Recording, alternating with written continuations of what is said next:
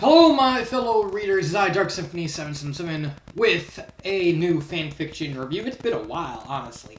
Been a long while. As always, a link to the story will be in the description below. Please like the video, subscribe to the channel, click on that bell for notifications, and leave a comment in the comment section below on your thoughts of the story and any future fanfictions you want me to read or review. Just not currently. I'm actually kind of still stuffed with like a bunch of stuff that's happening in my life, so keep that to a minimum. And finally, spread the word around so that way we can continue to appreciate fan fiction. I need to actually start adding that into the intro sooner or later, and so we can appreciate fan fiction and writers and create a forum so people can talk about what they love. So, the story I am reviewing is Jurassic Park Purgatory. It is written by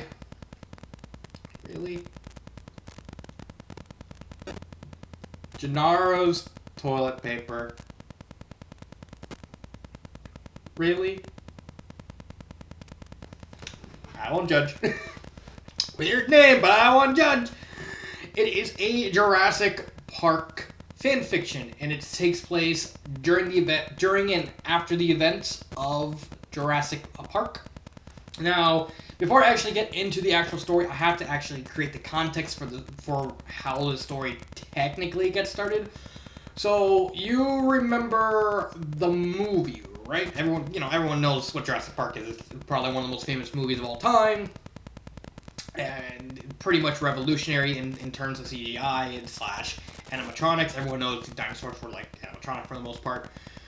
There was a scene where Dennis Nedry was actually trying to run to the docks to basically get on a boat to allow him to leave so he can meet Dodgson to give him the embryos. And in the movie, he actually is calling them and actually shows a boat with a guy talking to him, and he hangs out the boat. That boat and that crew is the central focus of this story. Granted, it also does happen into the book. If you don't know, Jurassic Park and Lost World were actually very inspired by the book. I will say this before I get into the review. It is highly recommended you read the books of both Jurassic Park and Lost World to understand most of the stuff. Weirdly, this seems to be put in the movie section, despite the fact a lot of what I read throughout the story kind of connects more to the books rather than the movies. But that's just me.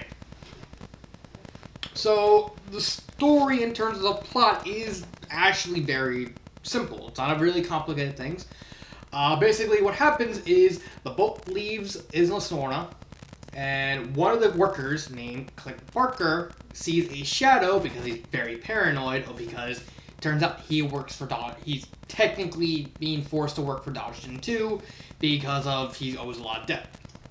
He sees a shadow, gets paranoid, pulls out a gun, fires into the area where the engine room is, hits something, and causes the boat to explode and capsize near Site B, Isla Nublar. And so basically, they crash, a lot of people die, he's very guilt-ridden, but he's not the only central character. I'll talk more about that when I get to the characters. A bunch of other survivors do wash up, and we're following the events through the eyes of 3 specific characters. The aforementioned Clint Barker, the warden of Site B, Sydney Watson, and animal behaviorologist named James Martin. Those are the 3 central characters. And the whole plot is just basically them trying to get off the island. And that's pretty much it. A lot of people do die. I'm not gonna say who because I want to keep that free from spoiling. But a lot of people do die as they navigate the areas of Site B. They get split up, they reunite, and eventually the end goes where they leave, but the plane that they're in is damaged, and the story kind of ends with them going to Isla Sorna, which is where Jurassic Park took place. So, hence why I said you gotta read both books. And again, this is a weird situation in terms of how the story is structured. Because the plot is structured because the chapters actually change depending on who's reading it. Like, so it'll start from Clint, Jane, Sydney. It'll kind of repeat over those three characters. So each chapter technically follows one of those three characters. And what's really cool about the plot is in connection to how the writing is done.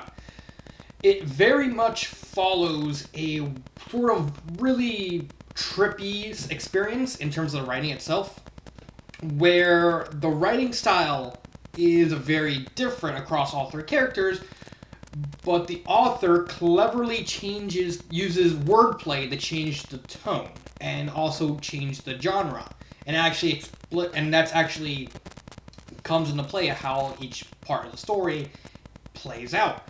So you have Sydney Watson,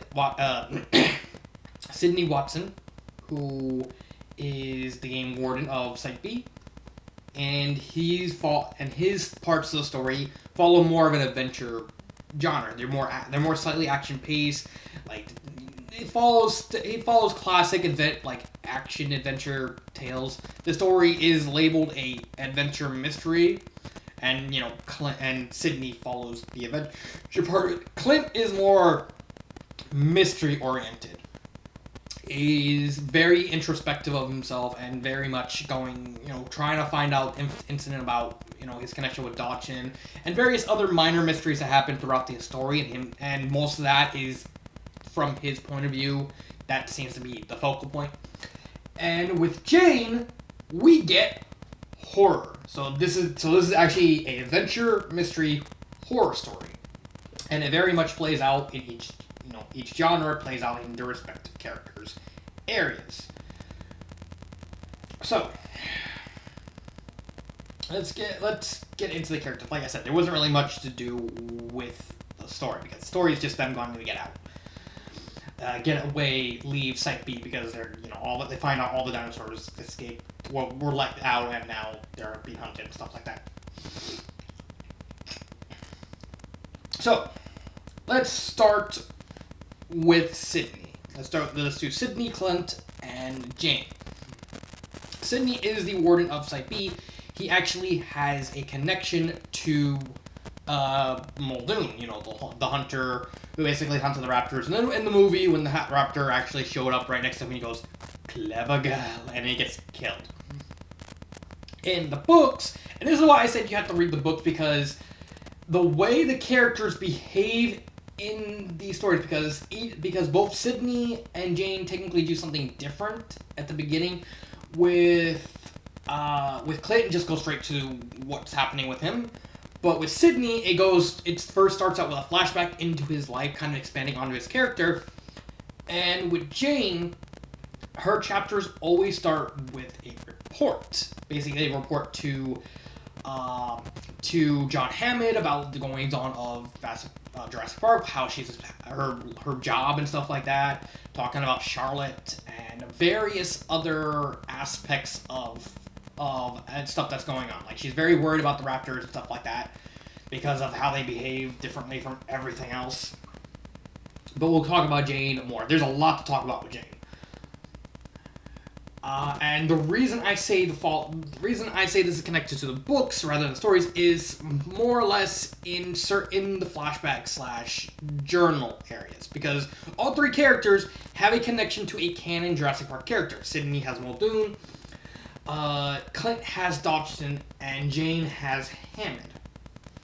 And Muldoon actually acts, and Muldoon in the flashbacks actually acts very similar to what he acts like in the book. He's very, very cautious, very, very kind of crazy. I mean, with Muldoon, it's kind of a mixture of his movie and his book counterpart, because he does jump the gun and do very stupid stuff, but he is very overly worried about the safety, and that's more pronounced in the books than it is in the movie. They don't really touch about Muldoon's role that much in the movies, because he's more a bit role in the movies. In the book, he has an entire subplot to himself with him and, surprise, surprise, Gennaro basically hunting the velociraptors, and the velociraptors simultaneously hunting them. So it's basically Gennaro and Muldoon constantly hunting the raptors while at the same time the raptors are hunting them. And I honestly really like that subplot of Jurassic Park. That's why I think this borrows more heavily from the books than the movies, because of the simple fact the story structure of Jurassic Park actually has a similar take to this. So like Muldoon and Gennaro in the books are the more adventure ones, while the kids are more horror and the grown-ups are more of a mystery and have slightly more history. But that one doesn't. But that one kind of shifts through them ad nauseum, if I remember right. Well, this one is just mainly only switches up in each chapter. So, with Sydney, he has a lot of baggage. So, another neat thing the author does is represent the idea of time through them. Sydney's character is very much stuck in the past, while Clint's stuck in the present, and Jane is stuck in the future. So we have past, present, future going on with each of the characters and how they play out throughout the story. Sydney is stuck in the past, as evidenced by the fact that at the beginning of every one of his chapters, there's always a flashback going on. There's always a flashback to him working with Muldoon and Hammond. Sometimes Hammond shows up, and he's very cautious. He's a very cautious man who has the weight of everyone of the world on his shoulders. So he was dating a girl named Hannah, and he presumed Hannah died. I'll talk about that in a little bit. And he thinks that his whole purpose is getting them off the island. He's kind of okay with him dying as long as he can save everyone else. So that's the kind of character he is. He's very selfless. He's a very courageous man. Like, he constantly comes up with ideas of protecting everyone. Like, when him and a couple other people are stuck in a building and there's a bunch of Diplodocus outside, he gets like a bunch of noises, like make some noise pretty big, scare them off, and they actually do that and scare them off. Granted, he doesn't lose his eye, but it's a small price to him. That's a small price to pay as long as he saves everyone else. He's a figure very much stuck in the past, because a lot of his character focuses on wanting to see Hannah one more time, and wanting to apologize to her and stuff like that. And, it's very much past tense. Like he considers himself a dead man walking. Like, he lost his job. I'll talk more about that. We're not talking about Hannah because those two are connected. And he was actually leaving Isla Sorna because he got fired, and then the whole thing happened. And he's very much a good written character. I like the fact that it's a very simple character. And I say this a million times on my channel. You can have the simplest idea possible, and as long as the idea is executed well, then it's still good. Like, you can still have, like, the most complicated character of the three is Jane, because she does a little something different. But Sydney and Clint are basically just stock characters. Like, they're very basic what the author is trying to do with them, but that doesn't mean they're bad. They're just, they're simple. And what the author did with them is very well executed. Same thing with Clint. The Clint's different. Sydney's a very helpful guy. I honestly, again, like a Jason Statham voice in my mind, because I read in like a picture thing where I picture everything in my head as like a movie. I gave him a Jason Statham voice for some reason.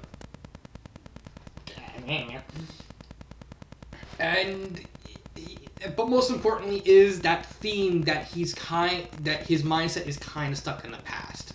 Like, he's willing to give up everything as long as he can see Hannah to wish her that he loved her, and he's willing to die himself if it means saving everyone else. Then we get to Clint. Clint is probably the simplest, is probably the weakest character of the three. He's still good. I still like Clint, but compared to Sydney, and especially compared to Jane, he's kind of the weakest of the three. He was basically an employee on the ship that was cruising out under Captain Williams. He owed a lot of money to Dodgson, and Dodgson basically gave him an out. So basically, he didn't owe a lot of money to Dodgson. He owes a lot of money to debt. And Dodgson gave him a way out. I will pay you this money if you go and steal these embryos, in which he does. And the reason why he represents the present is because all of his thoughts are in just that one singular part, like him wanting to survive, and his constant worriment that he killed a bunch of people. Guilt is the main component of Clint's character, in the fact he's constantly thinking and acting paranoid to everyone around him, because again, he's the mystery portion of the story, where he's constantly worried about everyone dying. Like, in a sense, similar to Sydney, but Clint was more or less the one who caused the ship to capsize and kill a bunch of people, and he's constantly regretting that every single moment of his life, so he's kind of stuck in that moment of guilt and depression and wanting to help, wanting to admit it, but is too afraid of everyone ostracizing him for what in essence is acting in panic and just acting as a human would. So there's a really cool undercurrent of, him wanting to help. He's actually genuinely trying to help these people, but still trying to hide it because the guilt consumes him so much that he's willing to just, I want to save these people too. And that's really cool. And I really, like I said, I really like Clint's character. It's a very guilt-ridden character who generally wants to help people, but is afraid that once people find out what he did, then everyone will just completely ostracize him, which is pretty much what happens. Spoiler alert, they do find out that he caused of it, and they all ostracize him, because simple storytelling is best. But then, we move to Jane. Jane, oh boy, Jane. I love Jane's character. I wouldn't put her anywhere near the top of the best OCs I've ever read, because that's still occupied by Valkyrie, Jake Kavanaugh from Darkness Arises, and Helena from Straw Hat and the Iliad. But I'd probably put her somewhere near her. The only reason I don't put her among those is because she's the only character that doesn't feel like her story's finished, and that's because she represents the future. Jane is a very desensitized, cynical human being. She believes that she doesn't really have any friends when we first introduced to her. She's basically just cold and calculated and distant from everyone, to the point where it kind of comes off like that she doesn't really have any empathy. And that's pretty, and that experiences throughout the files that she does at the beginning of her chapters, where she's talking about where she doesn't really care about what Hammond does, because, and this is the main reason why I think this is more based off the books, is specifically because of Hammond's character in what we see. Because Hammond does show up in Sydney's flashbacks once or twice, but Hammond's the main focus of Jane's files. And so she describes Hammond as a very vain, selfish kind of guy that just cares more about playing God than anything. In the movie, he's not actually like that. He's a very caring guy who thinks that who still kind of he's kind of playing God, but he actually thinks it's he really just wants to entertain the kids, and he's genuinely nice guy. To the part where he's being accosted by Sam Neill, and Hammond's genuinely confused, I just wanted to help these people, just wanted to do a nice thing, and you get the whole vibe from that. However, Hammond in the book is in essence the main antagonist, because he's trying to force the park open no matter what, and ultimately, spoiler if you never read Jurassic Park, Hammond dies in the book. He lives in the movies, but he dies in the books, which is quite the opposite of Muldoon, where he actually lives in the books because he got saved by a raptor. Oh, the irony! And he dies in the movie. Except more people just remember him for the movie because of Clever Girl. Clever Girl. But I digress. Jane's character, when we're first introduced to her, seems more has some feminist undertones. She's not a feminist character because we're quickly realized that she's kind of pseudo misanthropic in general, where she doesn't really care. She just has zero care about people in general because of how she is. Like, in the beginning of the story, she's very emotionalist. She can't really emote. She just states things as they are, no matter how blunt they may be, no matter how many people's feelings would get hurt. And she just sees everything more as a scientific inquiry. There's a very poignant part in the story where actually all the survivors are hiding in an aircraft hangar, and they're being circled by, and the entire hangar is being circled by 2 carnivores. And so Jane offered to go down the stairs to where the main hub, where plane repairs would be held, to get something to basically act as stitches, as homemade stitches. And then as Jane's about to head back up the stairs to the living area, she notices that one of the carnivores is actually kind of starting to like pound on the hangar opening. You know, like it's the big shutter, and trying to test it to see if it's worth it getting to the carnivore. And so Jane actually stops and stares at the hangar door, and the story actually goes of Jane actually wanting to see if the carnivore can get in, not because she doesn't want anyone dead, because she wants to see how it would behave inside the hangar. And so she was willing to just stand there and just watch to see what happens, with no concern for her health, for no concern for everyone upstairs, because she seems to be convinced that the carnivore's not going to be able to get to everyone else.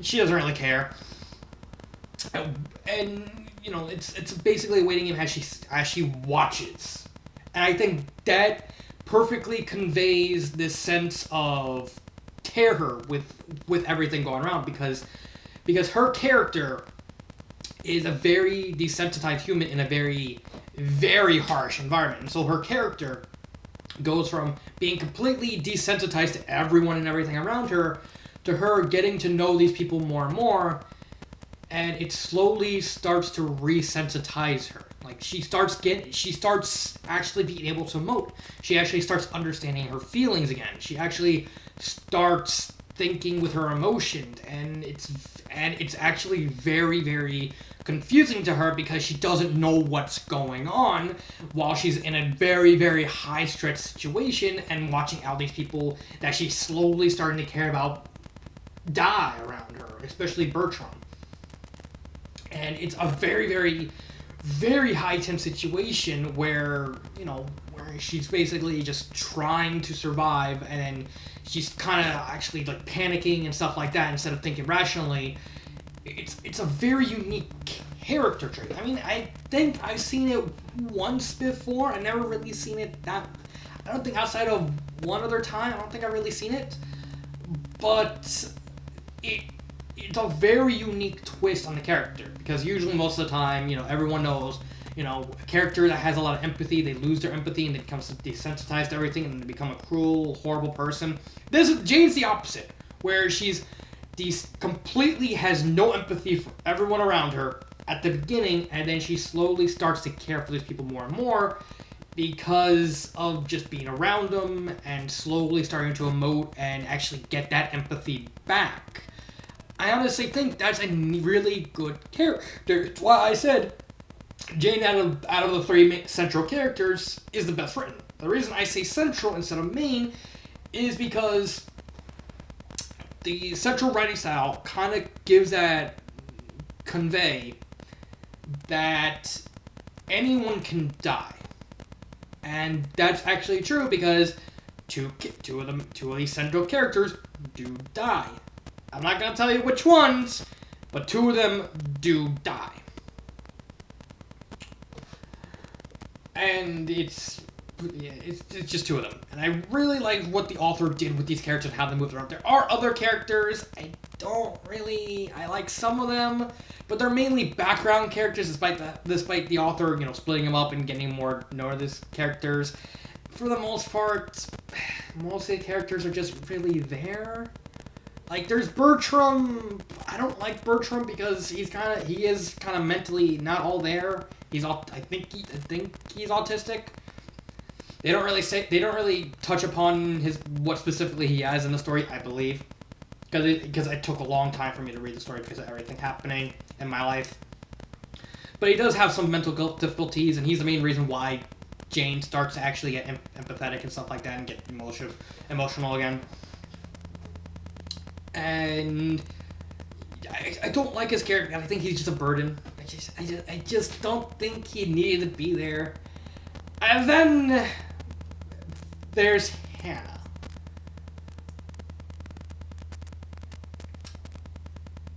What to say about Hannah? Oh, this is the last character I need to talk about because Hannah is kind of very difficult to talk about because she's technically connected to Sydney's character because she appears in most if not all of his flashbacks. And I thought, okay, flashback character. She works well as a flashback character because she kind of explores Sydney's character and also acting as a foil. Like part of Sydney's character is he actually doesn't drink anymore. Like whenever everyone wants to drink, he just drinks lemonade and stuff like that. Hannah is a druggie and a nympho. I guess you could say nympho. And kind of infatuated with Sydney. I'm trying to articulate my thoughts here. And I thought she worked well as a flashback character. I think she worked perfectly as a flashback character. There wasn't anything wrong with that. And then she comes back. And she turns out to be alive because part of Sydney's character is the fact that he thinks she's dead. She comes back alive, and I thought, okay, that's not the worst idea.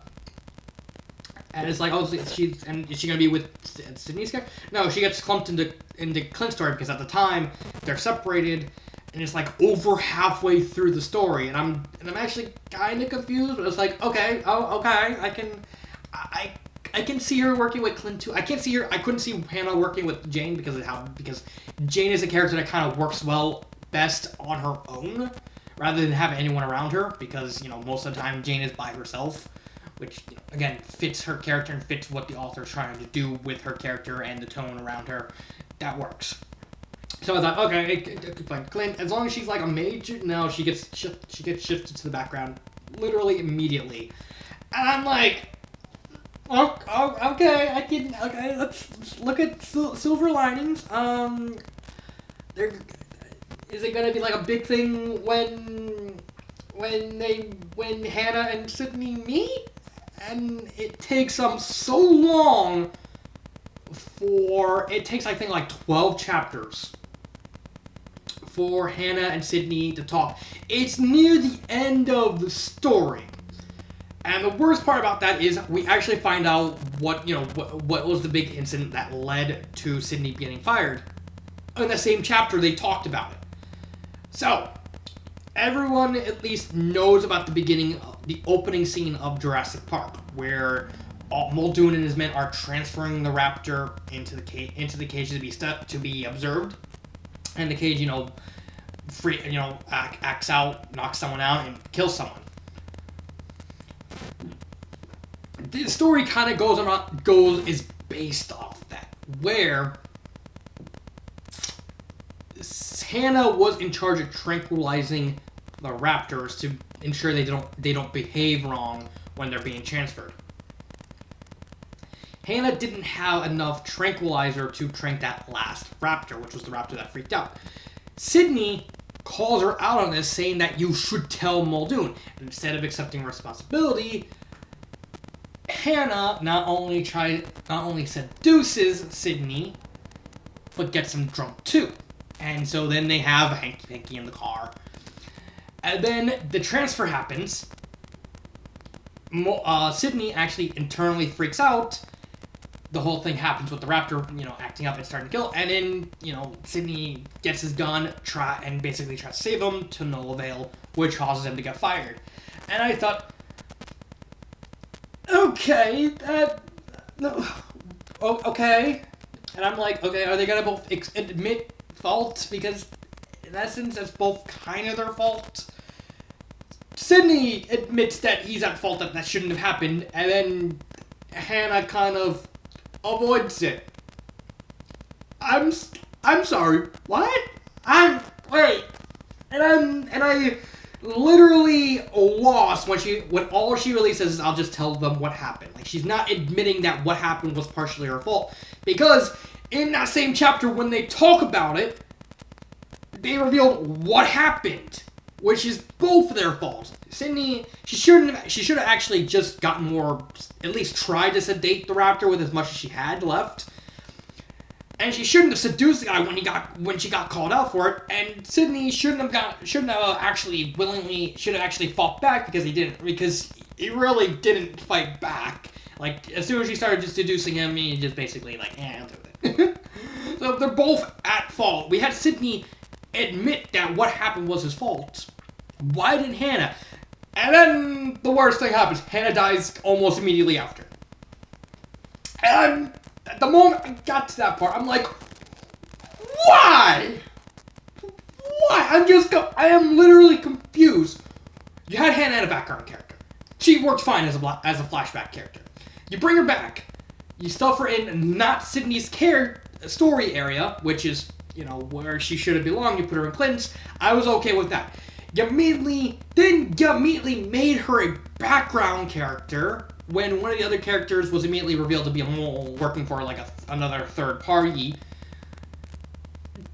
I'm like, okay, fine. And then when the one moment where her character would at least make a lot of sense, the author goes, yeah, I'm gonna make her dodge the question. And then you kill her. I am just immediately confused over the author's thought process of that whole sequences because it just doesn't work. It really doesn't work. She didn't need to be brought back because she only really made sense as a flashback character. She didn't need to be... If she was going to be brought back, she should have been made in Sydney's area and not been a minor character, like a background character, because she barely talks throughout any of the parts where she is introduced in. And then the moment where she does kind of talk, she should have at least admitted that it was her fault as well. Like, she didn't have to take the whole blame because, like I said, it was both hers and Sydney's fault in that situation. And then the author kills her. Which just leaves me confused over why did you go through all that work to bring her back when you're just going to kill her again that fast? It just made no sense, and I was just left confused over the whole thing. It's fine.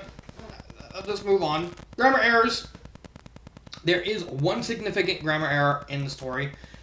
Near the end, in the climax, we're introduced to a bunch of people who work for Muldoon. They're basically hired men. And one of them is a South African racist, and he constantly calls Vivian and Captain Williams. Vivian is actually, I believe, African American, I believe. And Captain Williams is Jamaican. And he keeps calling her Kaffa. Honestly, I don't think... Honestly, with that character, I don't think he needed to be racist. I think it was him being racist was kind of forced. I don't think it was a bad idea. I just think you kind of already hate him enough. He's just basically there. You really didn't need to make him racist. It's like, fine, I'll deal with it. Silver linings and all. He constantly calls him Kaffa, and I'm like, is that a real... When I read that, I actually looked it up because I honestly didn't know what it meant. And it gave me two results. One was, did you mean kefir? And I'm like, no. And the other one was an actual definition for Kaffa. It actually means it's an Ethiopian word meaning possibly fortuitous, or possibly in the possibility of getting rich. So basically he's calling them rich people. which makes sense considering which doesn't make sense considering he's a South African racist, and Kafir, Kaffir, is actually the racist term used by South Americans to call, basically a South African version of the N-word. I just thought I'd bring that up. But it's fine. But that's the only significant grammar error that I could find. I think there was one more, but I can't remember from where. Pacing and grammar error. Pacing and writing. I already touched upon the writing, in terms of pacing, Jane's is very slow paced because it really just focuses on her specifically, while the other two characters they do have to interact with the other ones.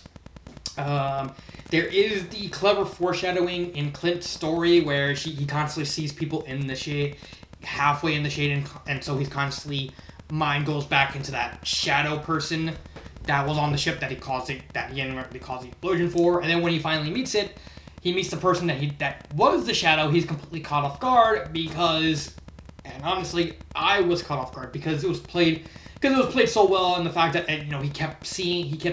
everyone kept like partially seeing the shade whenever Clint was the focus, and he constantly kept seeing people halfway in the shade, so he constantly kept thinking, is that the shadow? Is that the shadow? Is that the shadow? Is that the shadow?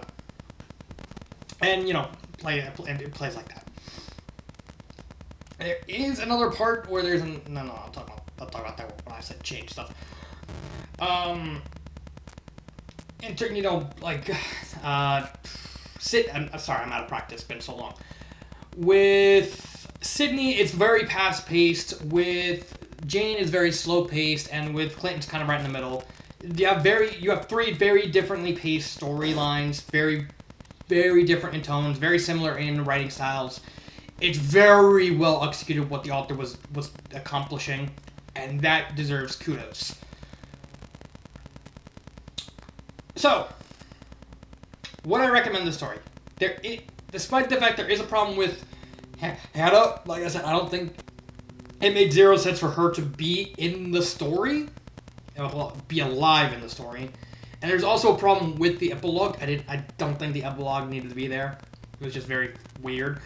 It doesn't detract from everything good because there's a lot of good that happens in the story. And I still love this story. I still would go out of this way to actually read the story again because the story is very, very well written, and I love everything about this story. The two parts that I didn't like, like Hannah being alive and the epilogue, are just really just unneeded, but it doesn't detract from everything that's good about the story. What's my favorite part? My favorite part is what is actually the chapter. I believe it's 23. Nope. Oh my god. Why is my... Yes. Why is,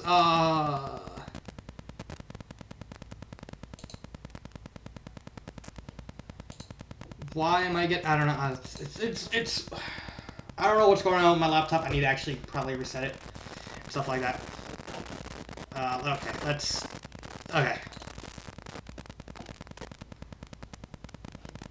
Let's see where I can find it. I think it's specifically a Jane chapter, so I can't remember. Let's see, 24, 27, wrong one. Yeah, but it's a Jane chapter. And this chapter actually starts with her in the embryonic lab inside a nursing station. Let's see if I can find it. No, okay, so it's 30. Or chapter 31, whichever one you find fitting. Oh wait, wrong one again.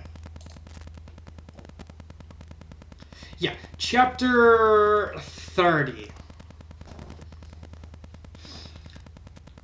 And that's probably my favorite part because it kind of catalyzes what Jane's character becomes. Because the chapter actually starts with her fumbling in the dark inside the medical room, and then she opens the door to look around inside the lab way to see where she goes. She notices a raptor kind of like approaching, like actually kind of bobbing its head around, and she panics. She tosses her lab coat, onto the ground. She sprays herself. She covers herself in antiseptic, and she hides in the closet. She's actually freaking out. Two raptors come in.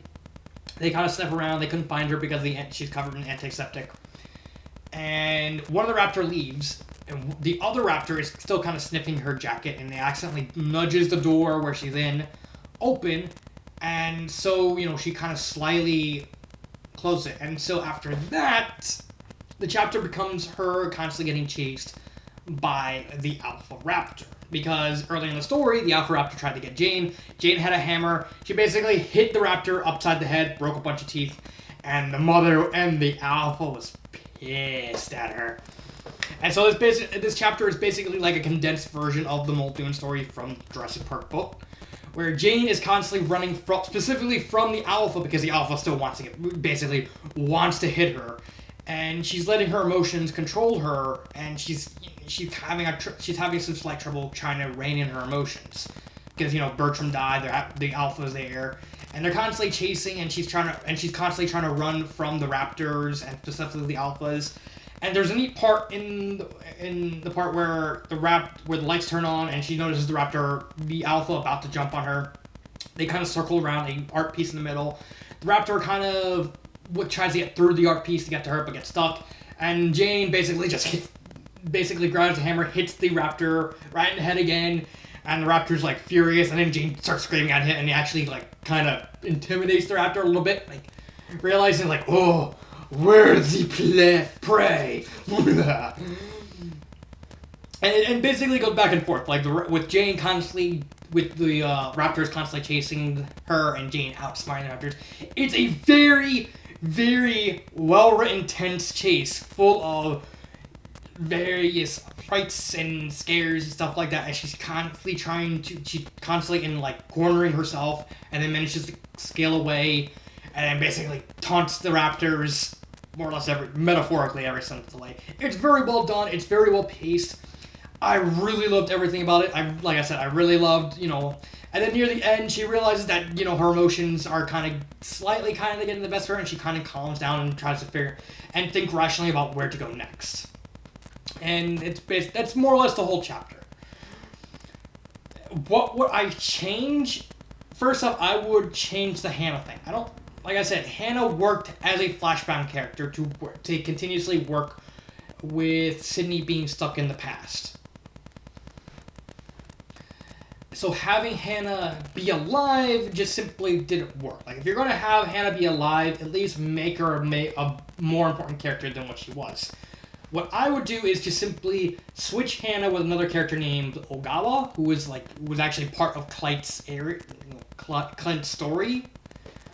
And he had a neat story with him wanting to confess love to Vivian, but he's kind of afraid that everyone's thinking, oh, it's an Asian guy and an African American kind of hooking up, and I don't know that. But the fact that he was killed off after saving Hannah kind of just wasted him as a character and wasted that storyline. It's very simple. Just keep Ogawa alive, leave Hannah dead. And basically just play everything out. So when the whole thing happens where Clint's kind of admitting it to himself, it kind of means more with his character because Hannah's not there, and he can kind of he can also admit that Hannah basically, he's kind of forgiving Hannah for doing that mistake too. It kind of works with his character as well.